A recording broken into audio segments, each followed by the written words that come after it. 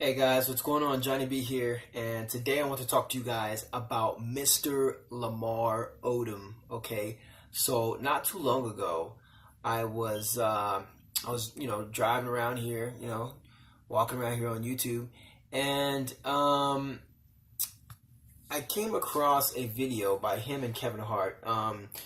Keven Hart, as usual, being a goofy guy, and I mean, you guys know how he is, and if you don't know who Lamar Odom is, then Lamar Odom is a former NBA player who used to play for, I believe he was once an All-Star as well too, but former NBA player, played for the Los Angeles Lakers, won 2 championships with the Los Angeles Lakers.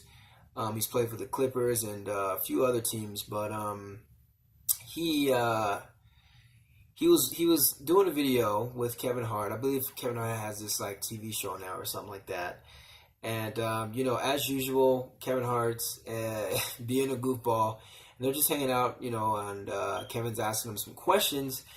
And somewhere along the lines, I guess he asked him some questions about his past and the things that he went through, like dealing with like drugs and stuff like that. And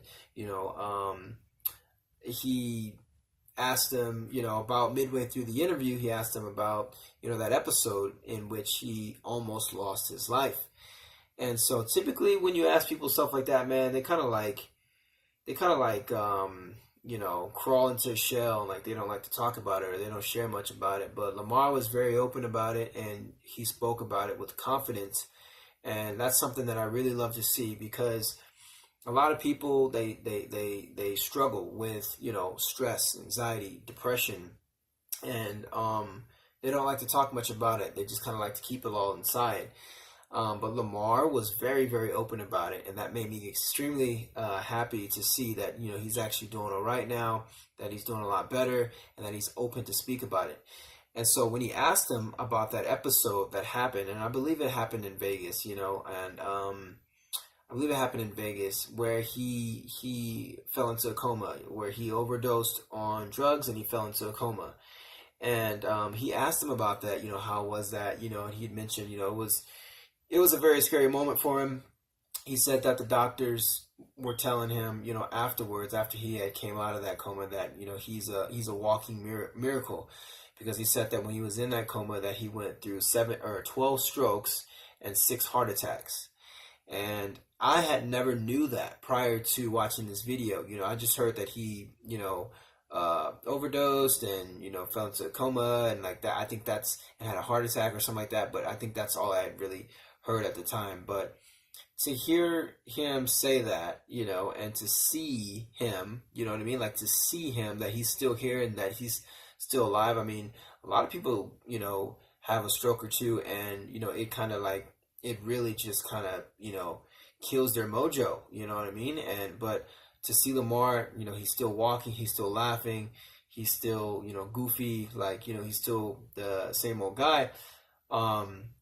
It's just a good thing to see, man. Not a lot of people not a lot of people who suffer from things like that are still here with us, one of the people who had just lost his life not too long ago, one of my favorite singers, Chester Bennington of Linkin Park, he lost his life due to just a whole lot of depression, and I just think that Lamar is extremely fortunate to still be here with us.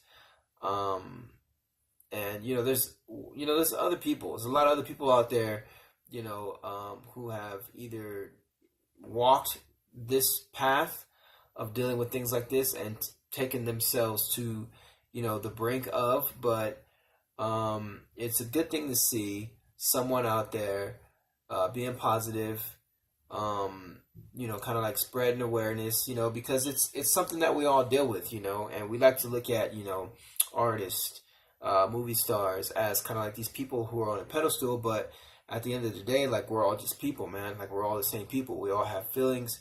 We all get mad, sad, glad, and all that good stuff. And it's just good to see that he's out there still going. And I heard he's coming out with a book. I think he said he wrote a book as well. So that's going to be extremely beneficial to a lot of people.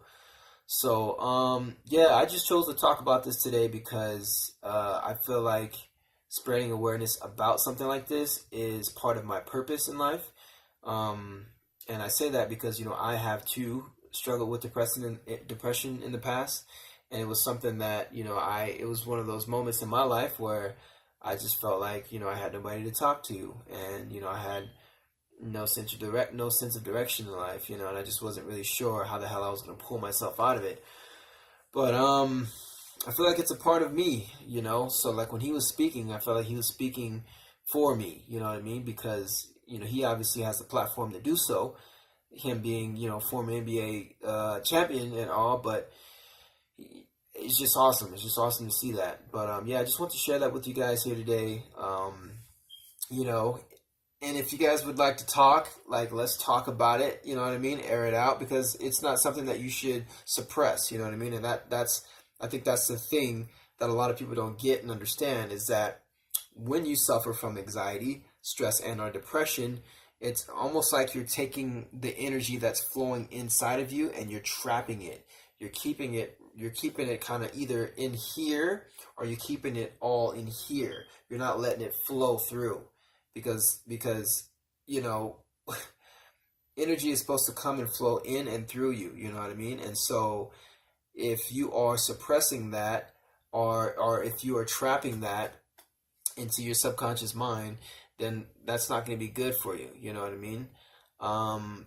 So I think it's just all about gaining more understanding about how we work as humans, why we do the things that we do, and why we act the way we act sometimes. Why do we do stupid things sometimes we know we're not supposed to be doing it?